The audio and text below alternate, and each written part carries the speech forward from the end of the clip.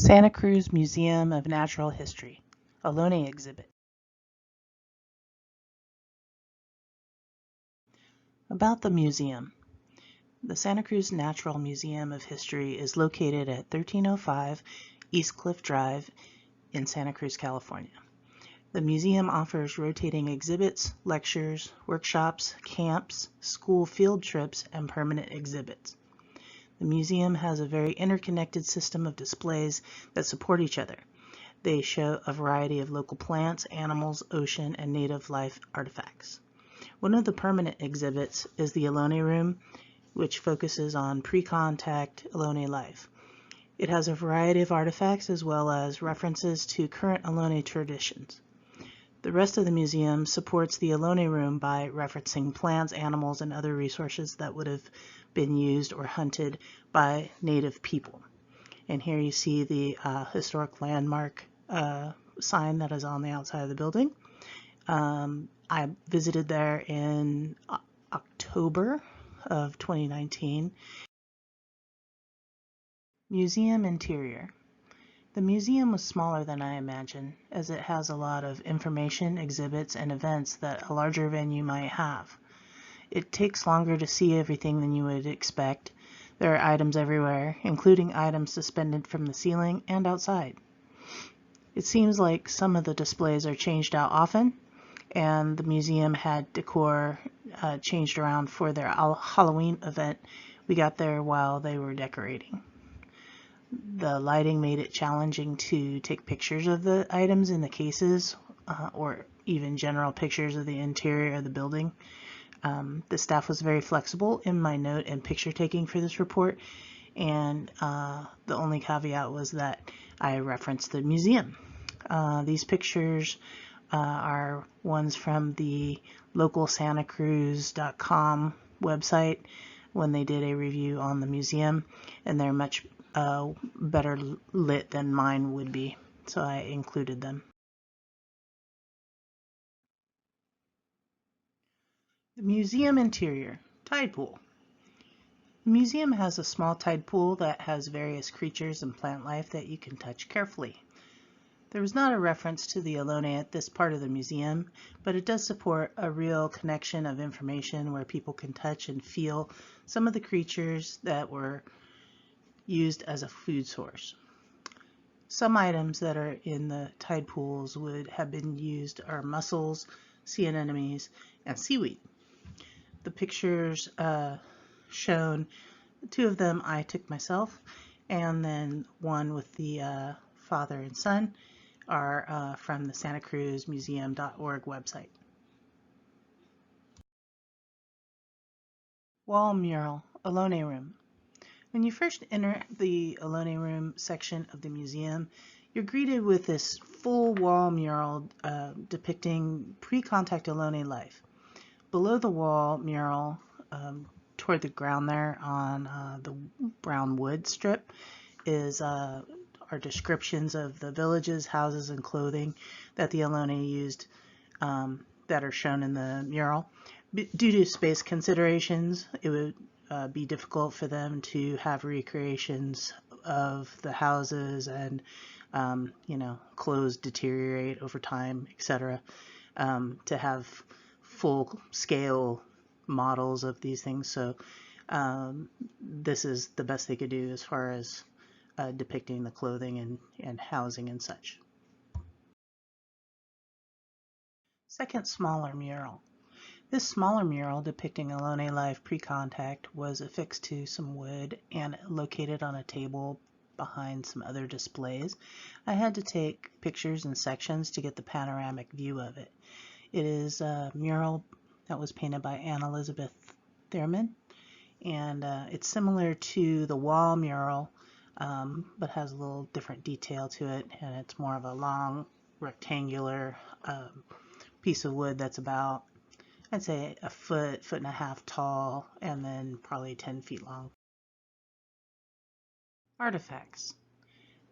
These Ohlone shell necklaces were made from olivella and clam shells. The pendants were carved from abalone shells. The necklaces were worn for personal use, celebrations, and for trade. The stick shown is split down the center and is called a clapper stick. It would have been used for noise making during dances. The mortar and pestles are made of stone and are grinding paint pigments. Artifacts continue. Here are some displays of various baskets. The collection was used in everyday cooking, gathering, used as gifts, gambling trays, and for ceremonies and funerals. On the first picture on the left, there is a gift basket. It's the one with the shell on the outside for decoration, and that would have been an Ohlone gift basket. Below that is a Pomo gift basket. There's a bone awl in the lower right corner, and there's a partially made basket in the very back that was called a mush basket, and I'm not sure exactly what that was made for, maybe to like strain or mash things. And in the center picture, there's a gathering basket, as well as in the front with the handled stir device. That would have been an Ohlone cooking basket where you put hot stones in with your food and use it to cook. And then on the far right, there is a stone mortar and pestle that would have been used to grind seeds and acorns. It's fairly large. I would say the ones that they had there were probably a foot at least in diameter. And they were also used, they had smaller ones that I had shown in a previous picture that were used for grinding paint pigment. Fishing and hunting tools.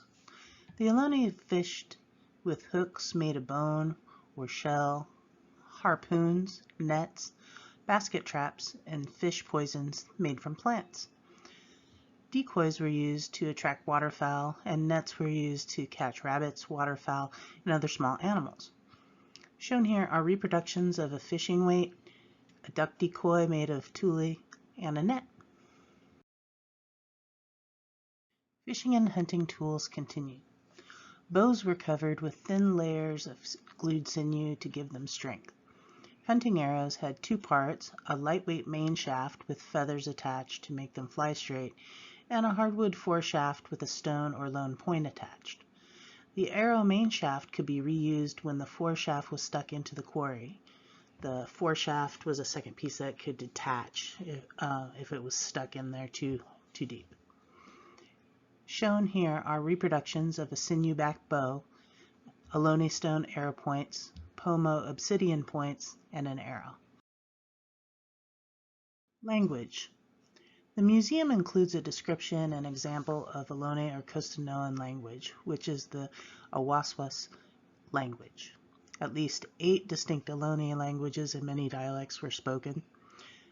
Here's a map of the different areas for each dialect or major dialect, and also there was a little blurb from 1819 from Ohlone woman that was born at the Mission Santa Cruz, and she describes some translations of words from Ohlone to English.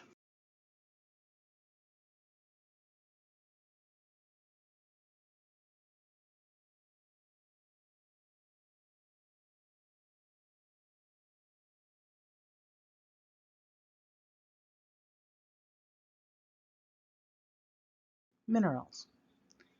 Chert. This stone comes in many colors. The top left picture shows black chert from Waddell Beach, which is also called flint.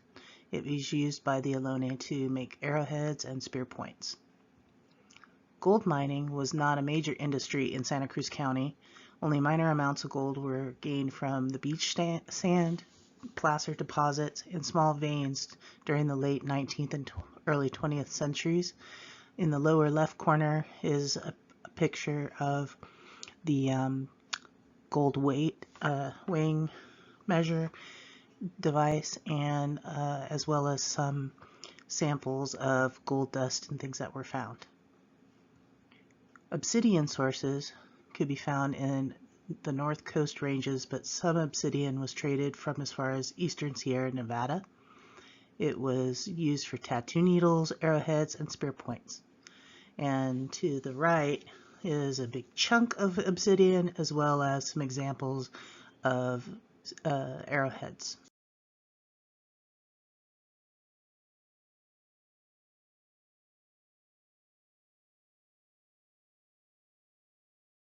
Mastodon skull and tooth. This mastodon skull lived from about 1 million to 10,000 years ago and was discovered in 1980 along Aptos Creek by local resident Jim Stanton. Mastodons stood about 9 feet high at the shoulder. They had long tusks and coarse brown hair. They are a relative of the elephant and mammoth and had differently shaped teeth. There's a display of teeth for comparison. They're a little more pointy, as you can see in the first picture. They're a little more pointy, not as flat for grazing. As mastodons preferred forested areas where they ate leaves and shrubs, it's possible that they may have encountered the Ohlone according to more recent historical findings and timelines. This is one of the few mastodon finds in Central California.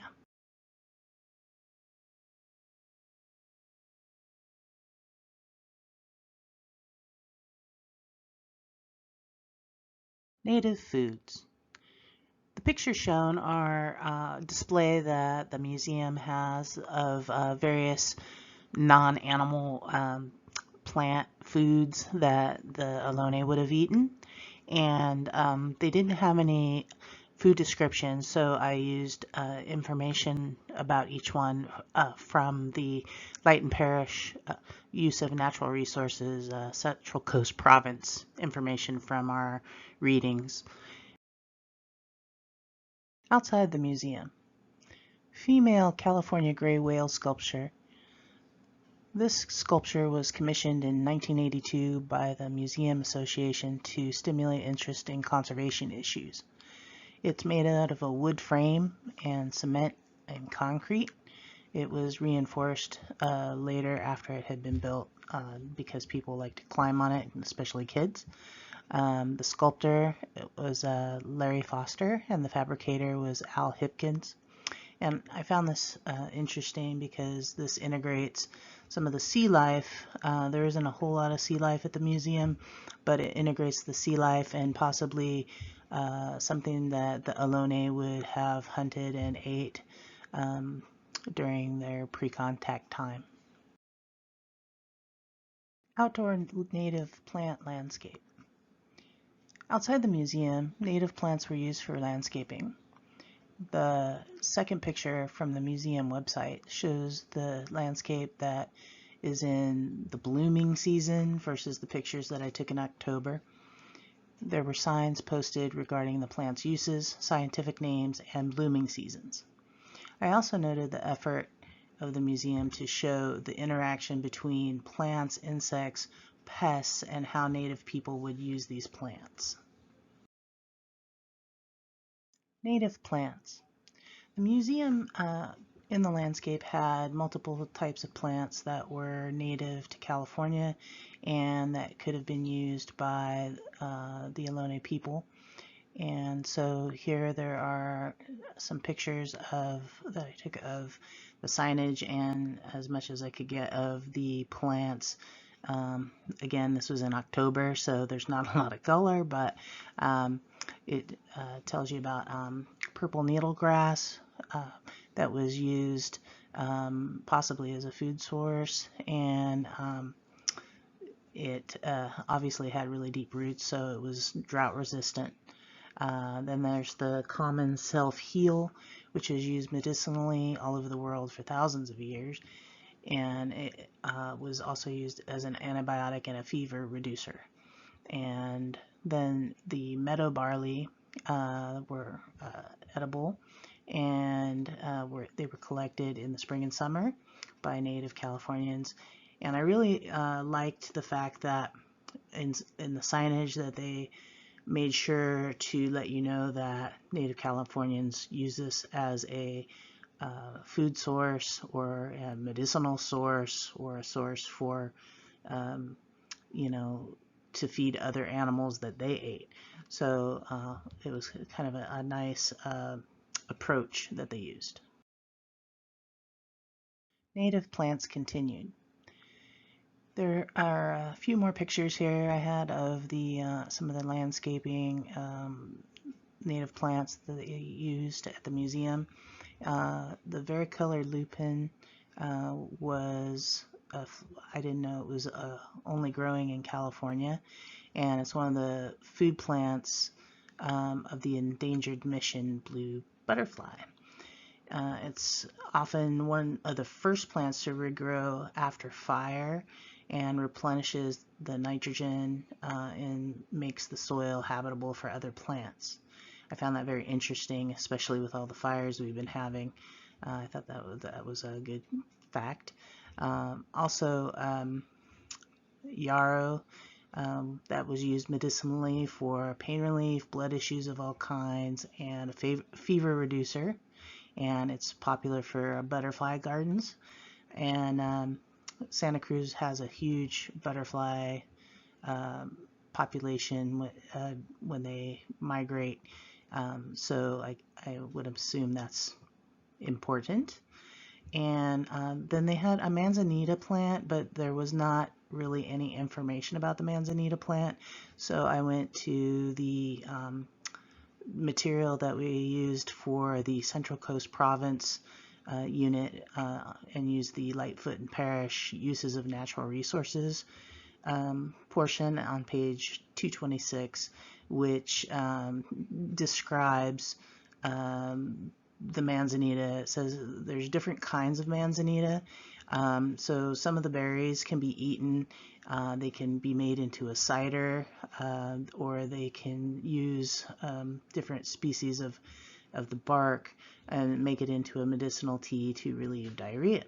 And then also manzanita could be made into, as far as the wood, digging sticks, bows, awl handles, and fire-hardened arrow points. And I'm going to tell you, when I was younger, I had the opportunity to try to cut down manzanita, and they were probably, I don't know, 4 to 6 inches thick.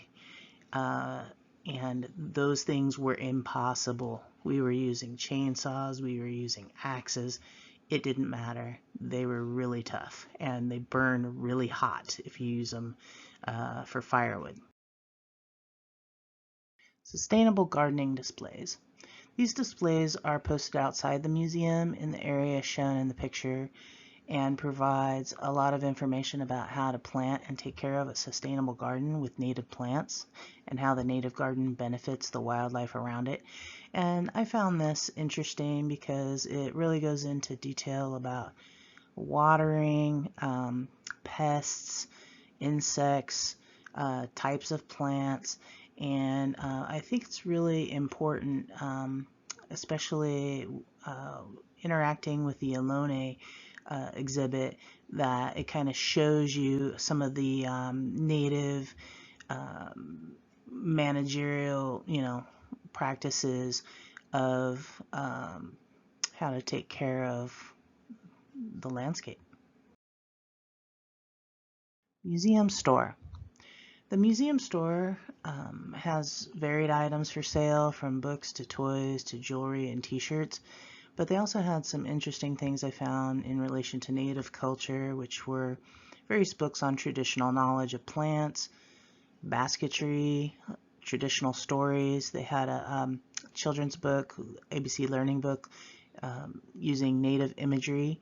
They had some arrowhead souvenirs made out of various stone, and basket making kits, and then they also had some already woven baskets.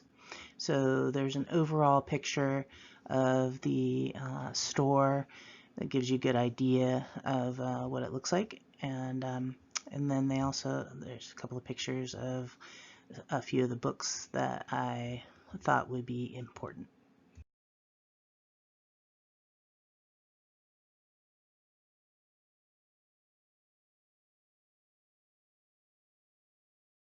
Conclusion. This museum offers a lot of information in a small package. It mostly only focuses on pre-contact Ohlone culture, but the museum does reference a link on the website to Mission Santa Cruz, which is not too far from the museum, for mission period information on the Ohlone. There aren't any references to gaming, the impacts of the gold rush, or government interaction.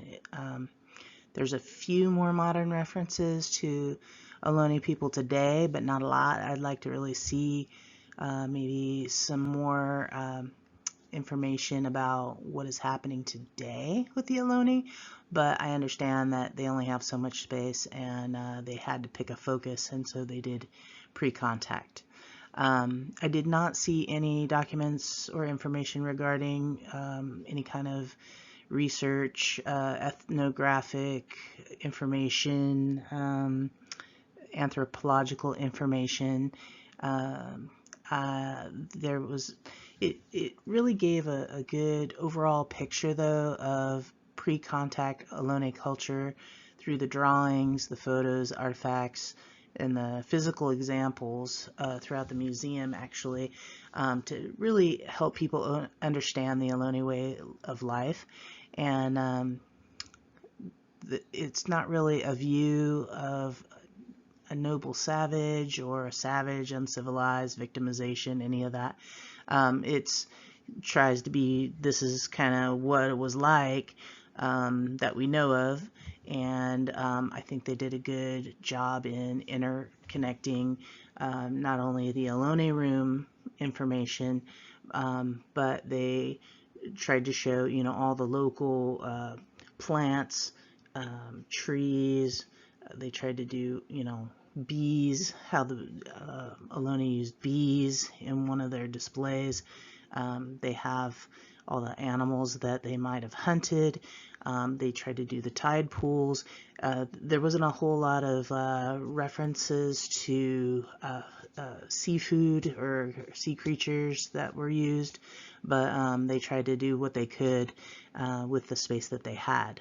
So again, the museum was a lot smaller than I expected.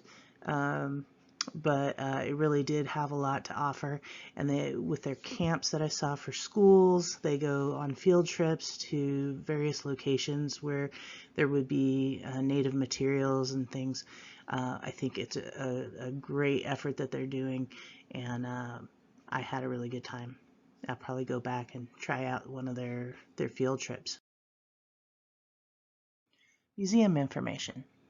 This page is general information about hours, closures, admission, parking. I really strongly encourage carpooling because, or Uber, something like that. Parking is at a minimum, and it is an interesting location because the museum is located kind of in a neighborhood. So do what you can. Also, it talks about group visits and the website. You can also on the website find information if you're interested in volunteering or donating, and some of their temporary exhibits. They talk about some of their lectures, upcoming events, etc. So I really encourage you to check out their website. Well, we've come to the references page where I list all of the information, resources that I used for this report, as well as a picture here of the acknowledgments posting that they have for the Ohlone Room exhibit. And I hope that you enjoyed this report and that you will get a chance to go see the Santa Cruz Natural History Museum. Thanks.